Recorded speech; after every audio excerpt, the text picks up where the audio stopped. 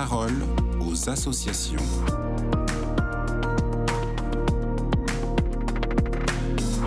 Dans la parole aux associations d'aujourd'hui, nous recevons Benoît Autier qui est responsable de la communication des associations familiales catholiques. Ma première question est simple, pourquoi les associations familiales catholiques se sont engagées dans le combat contre un projet de loi sur l'euthanasie ? Est-ce dans leur fonction ?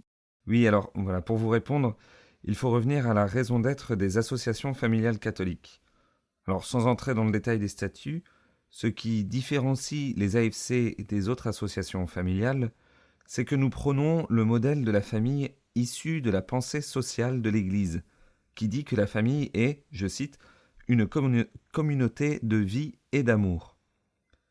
Alors, l'euthanasie et le suicide assisté ou l'aide à mourir, qu'importe le nom qu'on lui donne, ça ne correspond absolument pas à ce modèle de vie et d'amour. Nous avons de ce fait mené plusieurs actions, comme le site ensemblepourlavie.com, qui permet d'écrire aux parlementaires pour donner son avis sur la question. Nous avons aussi fait témoigner plusieurs personnes qui nous ont raconté la fin de vie de leurs proches aux soins palliatifs, pour montrer que c'est la manière, en fait, de faire la plus humaine. Et puis nous avons aussi été reçus par le Père Bienvenu du Padre Blog, pour faire témoigner 2 dames qui avaient perdu leur mari. Des témoignages bouleversants, pleins de vie, qui ont beaucoup touché, car nous avons fait alors plus de 2 millions de vues sur Instagram. Donc c'est vraiment un sujet qui touche clairement les familles, notre société. Voilà, nous avons rédigé aussi un livret pour expliquer ce que signifiait l'euthanasie et donner des arguments à ceux qui souhaitent s'y opposer.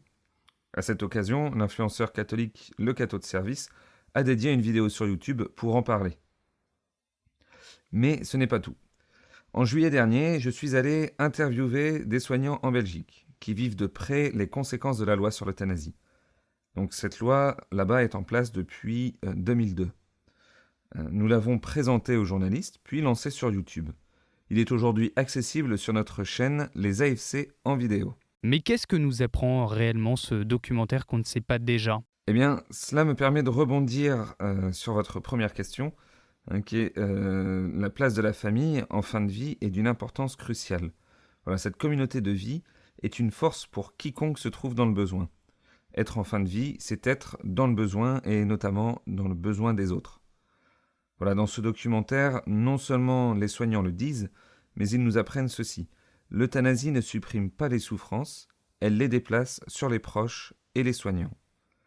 Donc il y a des deuils pathologiques, des dépressions, culpabilité, tout cela c'est autant de conséquences et de souffrances liées à l'euthanasie d'un proche.